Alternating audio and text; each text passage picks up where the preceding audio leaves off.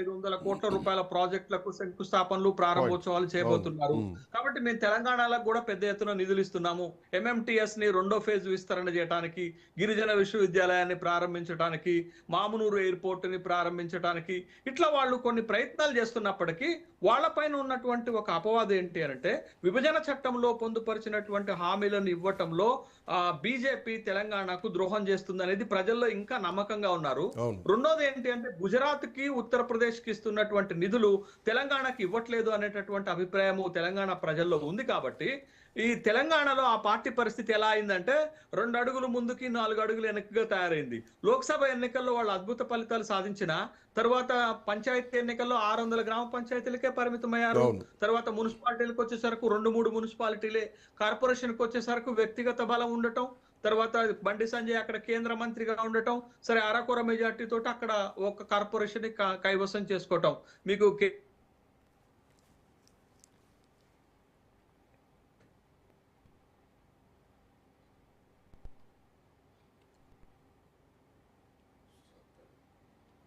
Yeah I think some signal issue, network ఇష్యూలా ఉంది.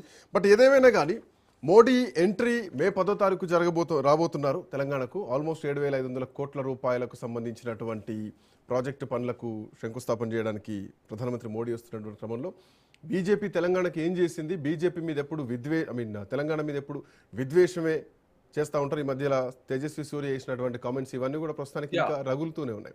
Yeah Seshu sir, yeah some signal issue ఉన్నట్టుంది. So ఇప్పుడు ఇవన్నీ already Bharatiya Janata party face చేస్తుంది, at the same time Congress party face చేస్తుంది. ఇంతమంది ఎంపీలు ఉండి ఏం చేస్తారు తెలంగాణకు అని చెప్పేసి. బట్ ద పాయింట్ ఏంటంటే ఒక ద్రవిడ భావజాలం తమిళనాడులో ఎట్లా ఉంటుందో తెలంగాణ భావజాలం కూడా తెలంగాణలో అట్లా ఉంటుంది.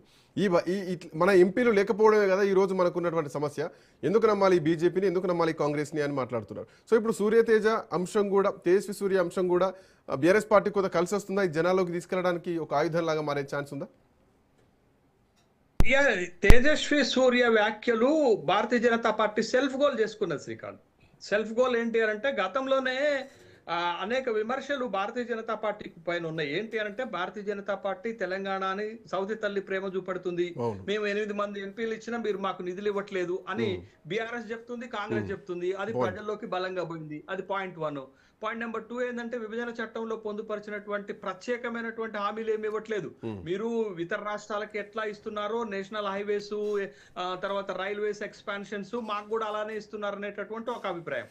రెండోది తేజస్వి సూర్య తెలంగాణ ఆత్మ పైన దెబ్బకొట్టాడు, తెలంగాణ సెంటిమెంట్ పైన దెబ్బకొట్టాడు. గతంలో కూడా మోడీ తల్లిని చంపి బిడ్డను బతికిచ్చారు అంటేనే తీవ్ర దుమారం రేగితే మోడీ కాబట్టి సరిపోయింది. కానీ ఒక సాధారణ ఎంపీ, మళ్ళీ దక్షిణాదికి సంబంధించినటువంటి మన పక్క రాష్ట్రానికి సంబంధించినటువంటి ఎంపీ తేజస్వి సూర్య అసలు చాలా ఘాటైనటువంటి పదానం అంటే తెలంగాణ మన ఉమ్మడి ఆంధ్రప్రదేశ్ విభజనని దేశ విభజనతో పోల్చటం, తర్వాత పాకిస్తాన్ విభజనని బ్రిటిష్ విభజనతో పోల్చటం చాలా దారుణమైనటువంటి పోలిక. అది తెలంగాణ ప్రజల మనసు పైన దెబ్బకొట్టినట్టుగా కనపడింది, తెలంగాణ సెంటిమెంట్ పైన దెబ్బకొట్టినట్టుగా కనపడింది. మరొకసారి తెలంగాణ సెంటిమెంట్ తన వ్యాఖ్యలతోటి బయటపడ్డట్టుగా కనపడింది. అది భారతీయ జనతా పార్టీకి నష్టం చేసేది. కాబట్టే శోభా కర్లాందేశ్ తెలంగాణ వచ్చి క్షమాపణ చెప్పారు. కేంద్ర మంత్రి తర్వాత కిషన్ రెడ్డి క్యాబినెట్ మినిస్టరు తెలంగాణకు వచ్చి క్షమాపణ చెప్పారు. ఈవెన్ దో తేజస్వి సూర్య కూడా తన మాటల పట్ల విచారాన్ని వ్యక్తం చేసి క్షమాపణ చెప్పారు, నేను ఆ ఉద్దేశంతో అనలేదని చెప్పారు. అంటే జరగాల్సినటువంటి డ్యామేజ్ జరిగిన తర్వాత, అంటే చేతులు గాలిన తర్వాత ఆకులు పట్టుకున్నటువంటి సందర్భంగా భారతీయ జనతా పార్టీ దిద్దుబాటు చర్యలు మొదలుపెట్టినా బట్ అది నష్టం చేసింది. వెరాజ్ అది ఒక పక్క నష్టం చేస్తే ఇంకొక పక్క అంశాన్ని బీఆర్ఎస్ పార్టీ ఖచ్చితంగా వాడుకుంది.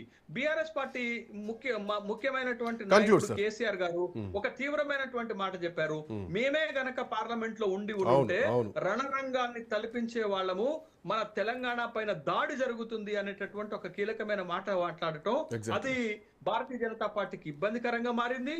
తర్వాత బీఆర్ఎస్ లేని లోటుని తెరపైకి తెచ్చినట్లయింది. కాంగ్రెస్ మాట్లాడలేదు అనేటటువంటి విషయాన్ని కూడా ప్రజల్లోకి వెళ్ళిపోయింది. Thank you Shashi sir, thanks for joining. So మేమే ఉండుంటే తెలంగాణ ఆత్మ మీద దెబ్బ పడితే మేము చూసుకుంటూ ఉంటామా? సో ఇక నుంచి తెలంగాణలో ఉంటాం, ఇక నుంచి తెలంగాణ గ్రౌండ్లో యాక్టివ్గా ఉంటాం అంటూ కేసీఆర్ చేసినటువంటి కామెంట్స్ తర్వాత సో ఇక నుంచి కేసీఆర్ రెగ్యులర్గా ప్రజాక్షేత్రంలో ఉండడానికి సిద్ధమవుతున్నట్టుగా తెలుస్తోంది. సో జిల్లాల వారీగా బస్సు యాత్రలు చేయబోతున్నారన్నటువంటి సంకేతాలు కూడా బీఆర్ఎస్ పార్టీ వర్గాల నుంచి తెలుస్తోంది. ఇట్లాంటి నేపథ్యంలో అటు ప్రధానమంత్రి మోడీ వస్తున్నటువంటి నేపథ్యంలో అటు కేసీఆర్ యాక్టివ్ అయినటువంటి పరిస్థితుల్లో ప్రభుత్వంలో ముఖ్యమంత్రిగా రేవంత్ రెడ్డి ఉన్నారు. సో ఒక ట్రయాంగిల్ పొలిటికల్ ఫైట్కి తెలంగాణ సిద్ధమవుతోంది మాత్రం స్పష్టంగా కనిపిస్తోంది. చూద్దాం ఎట్లాంటి పరిణామాలు పోతున్నాయో, కేసీఆర్ ఇక నుంచి ఎట్లా యాక్టివ్ మోడ్లోకి వెళ్ళబోతున్నారో.